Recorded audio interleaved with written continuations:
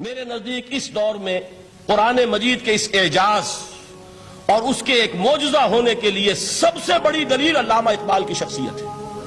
وجہ کیا ہے کہ علامہ اقبال علماء کے طبقے میں سے نہیں تھے۔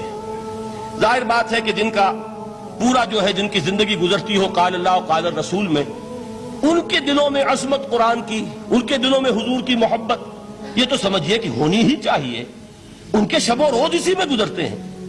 لیکن یہ کہ ایک ایسا شخص جس کی تعلیم ہے کالجوں کی، یونیورسٹیوں کی، جس نے مشرق اور مغرب کے فلسفے کھنگال ڈالے، وہ شخص اور وہ بھی اس دور میں جبکہ ہم پر مغرب سے مروبیت بہت شدید تھی۔ آج تو وہ مروبیت بہت کم ہو چکی ہے۔ آج تو ہمارا عام نوجوان جو ہے وہ آنکھوں میں آنکھیں ڈال کر بات کرتا ہے، اس میں خود اعتمادی ہے۔ ہمارا بھی اپنا ایک معاشی نظام ہے، ہمارا اپنا ایک سیاسی نظام ہے، ہمارا ایک اپنا سماجی نظام ہے، ہماری اپنی سوشل ویلیوز ہیں۔ آج کا نوجوان الحمدللہ احیاء اسلام کی وہ جد و جہد جو ہے وہ مرحلہ در مرحلہ بہرحال آگے بڑھ رہی ہے۔ وقت لگے گا لیکن یہ کہ اس میں یقیناً ترقی ہوئی ہے۔ اسی کا مظہر یہ ہے کہ خود اعتمادی ہے۔ We have confidence۔ ہم جانتے ہیں کہ اسلام ایک دین ہے، مکمل دین ہے، اس کے پاس زندگی کے تمام مسائل کا حل ہے۔ لیکن یہ ہے آج 1985 کی بات۔ علامہ اقبال اس صدی کے آغاز میں گئے ہیں یورپ، جبکہ ہم محکوم تھے انگریز کے۔ ایک حاکم قوم کے ہاں جا کر اس سے مروبیت کتنی شدید اس وقت تھی، جو جاتا تھا اکثر و بیشتر جو ہے واپس آتا تھا تو کھڑے ہو کر پیشاب کرنا ضروری سمجھتا تھا، اس لیے کہ اس نے وہاں پر لوگوں کو یہی کرتے دیکھا۔ ان کا لباس، ان کی وضاقت، ان کی تہذیب، ان کا تمدن، ہر طرح سے ان کے گن گاتا ہوا، ان کے لیے وہ بہت قصیدے جو ہیں تعریف کے کہتا ہوا آتا تھا۔ لیکن ایک علامہ اقبال کی شخصیت وہ ہے کہ وہ یہ خود کہتے ہیں کہ میں اس آگ میں ڈالا گیا ہوں مثل خلیل۔ مغربی تہذیب کے اس الاؤ میں مجھے اس طرح ڈالا اللہ نے جیسے کہ حضرت ابراہیم کو آگ میں ڈلوایا۔ میں اس تہذیب کے اس الاؤ کے اندر سے ہو کر آ رہا ہوں، اور میں نے یہ دیکھ لیا ہے کہ یہ تہذیب کھوکھلی ہے، اس کے اندر کوئی پائیداری نہیں ہے، نظر کو خیرہ کرتی ہے تب چمک تہذیب حاضر کی، یہ صناعی مگر جھوٹے نگوں کی ریزہ کاری ہے۔ اور دیار مغرب کے رہنے والوں خدا کی بستی دکان نہیں ہے، کھڑا جسے تم سمجھ رہے ہو وہ اب ذرے کا معیار ہوگا۔ تمہاری تہذیب اپنے خنجر سے آپ ہی خودکشی کرے گی، جو شاخ نازک پہ آشیانہ بنے گا ناپائیدار ہوگا۔ اب آپ اندازہ کیجئے وہ شخص جو بنیادی طور پر فلسفی ہے، فلسفے کا طالب علم ہے، وہ جرمنی اور انگلستان میں جا کر فلسفے کھنگالنے کے بعد اسے اگر تسکین حاصل ہوئی، اس کے جو علم کی پیاس تھی اگر اسے سیری حاصل ہوئی تو صرف قرآن کے ذریعے سے۔ نہ کہیں جہاں میں اما ملی، جو اما ملی تو کہاں ملی میرے جرم خانہ خراب کو تیرے عفو بندہ نواز میں۔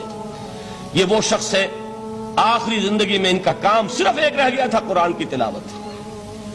بڑے بڑے فلسفی ملنے آتے تھے علامہ اقبال سے ملنے، وہ سمجھتے تھے بڑی لائبریری ہوگی، جیسے بڑے وکیل اس کی لائبریری آپ کو معلوم ہے کتنی جلدیں رکھی ہوں گی، خوبصورت جلدیں بنی ہوئی، ایسے ہی کوئی بڑا فلسفی، بڑا پروفیسر، اس کی سٹڈی، اس کی کتابیں بڑی مرغوب کن ہونی چاہیے۔ لیکن علامہ اقبال کے ہاں سب کتابیں اٹھوا دی تھی انہوں نے، صرف ایک کتاب رہ گئی، اور سید نذیر نیازی کا نام آپ نے سنا ہوگا۔ انہوں نے جب یہ گواہی دی ہے، یہ واقعہ شاید آپ کے علم میں نہ آیا ہو، یہ بہت اہم واقعہ ہے۔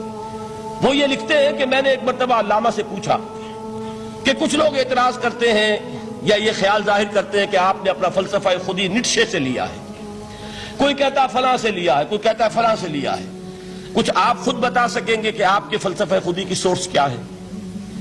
تو علامہ نے کہا کہ اچھا کل فلاں وقت آ جانا تو میں تمہیں لکھوا دوں گا، ڈکٹیٹ کرا دوں گا۔ تو سید نذیر نیازی کہتے ہیں کہ میں بہت خوش ہوا کہ یہ سعادت میرے حصے میں آ رہی ہے کہ علامہ اقبال خود مجھے تحریر کرائیں گے کہ میرے فلسفے کی سورس کیا ہے، میں نے کہاں سے اخذ کیا ہے۔ دوسرے روز وہ گئے، حاضر ہوئے، بڑے ہی ارمانوں کے ساتھ پینسل اور کاپی لے کر بیٹھے۔ علامہ نے فرمایا ذرا قرآن مجید نکال لاؤ۔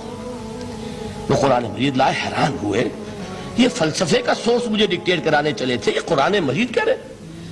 کہا کہ ذرا سورۃ الحشر اس کا آخری رکوع، وَلَا تَكُونُوا كَالَّذِينَ نَسُوا اللَّهَ فَأَنسَاهُمْ أَنفُسَهُمْ أُولَٰئِكَ هُمُ الْفَاسِقُونَ۔ اے لوگوں، ان لوگوں کے مانند نہ ہو جانا جنہوں نے اللہ کو بھلا دیا تو اللہ نے انہیں اپنی خودی سے غافل کر دیا، اپنے آپ سے بیگانہ بنا دیا، یہی ہیں لوگ جو فاسق ہیں۔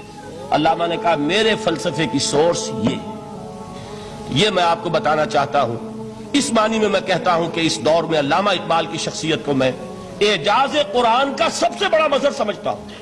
ایک شخص 20ویں صدی عیسوی کی شخصیت، اور پھر یہ کہ وہ کہیں مسجد اور کسی مدرسے کے ماحول میں پلا بڑھا نہیں ہے، بلکہ اسکولوں اور کالجوں میں اور یونیورسٹیوں میں، اور صرف ہندوستان میں نہیں، انگلستان اور جرمنی کی یونیورسٹیوں میں رہا، جس نے اپنا لوہا منوایا ہے. وہ شخص اگر یہ کہتا ہے کہ میرے لیے فکر کی بنیاد، میرے فلسفے کی سورس، میری تمام سوچ کی رہنمائی جو ہے وہ اس کتاب نے کی ہے، تو معلوم ہوا کہ واقعتاً یہ قرآن مجید آج بھی معجزہ ہے.